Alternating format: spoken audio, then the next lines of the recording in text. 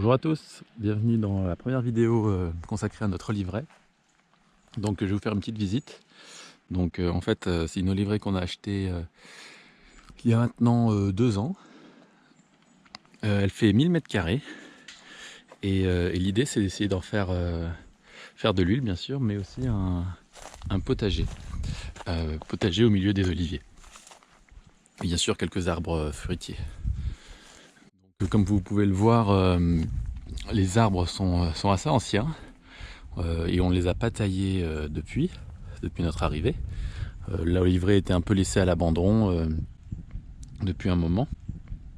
Du coup, on a pu récolter de l'huile pour la première fois l'année dernière. On l'a fait un peu à l'arrache, mais on était assez content parce qu'on a eu nos premiers 25 litres d'huile d'olive maison.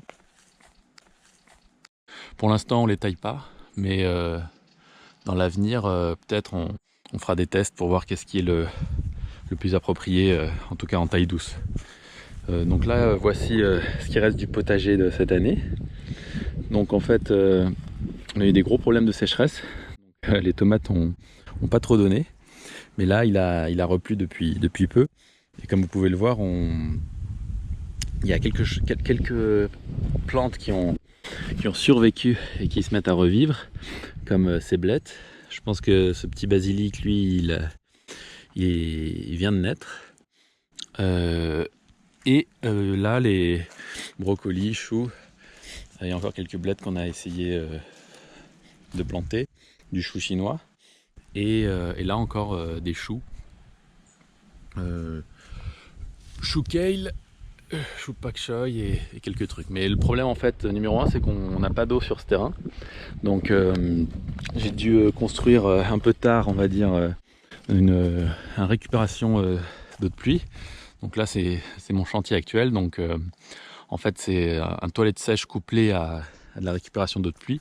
Donc en fait j'utilise le toit des toilettes sèches pour récupérer un maximum. Donc j'ai trouvé ces cubes IBC de 1000 litres chacune sur le bon coin.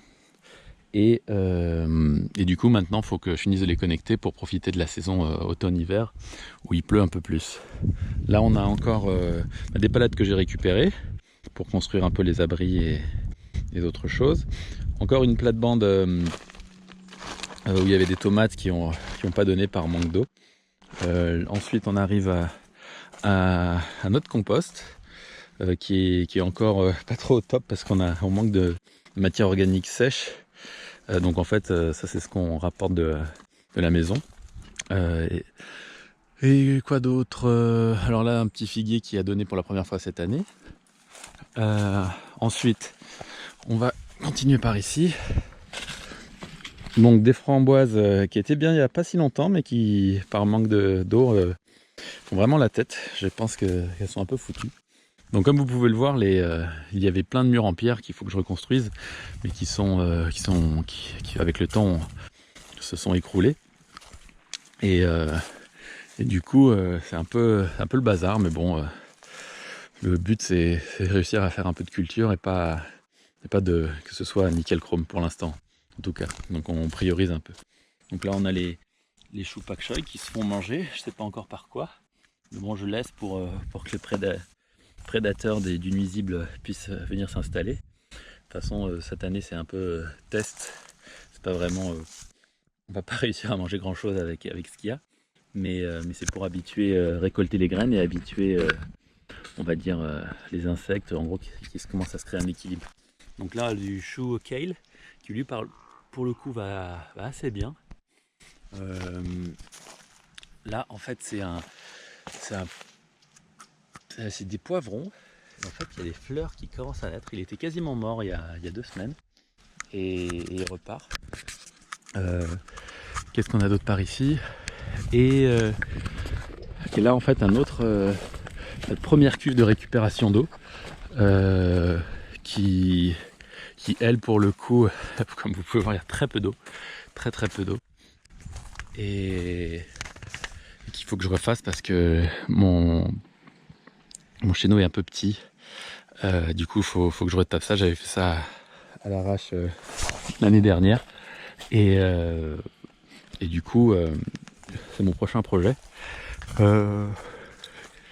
Là en fait on a un coin qui est la limite du terrain, qui a un biotope un peu différent, beaucoup plus vert, avec quelques arbres fruitiers un peu anciens qu'il faudrait peut-être greffer. Mais pour l'instant je laisse vivre pour voir à peu près ce qui y pousse. J'ai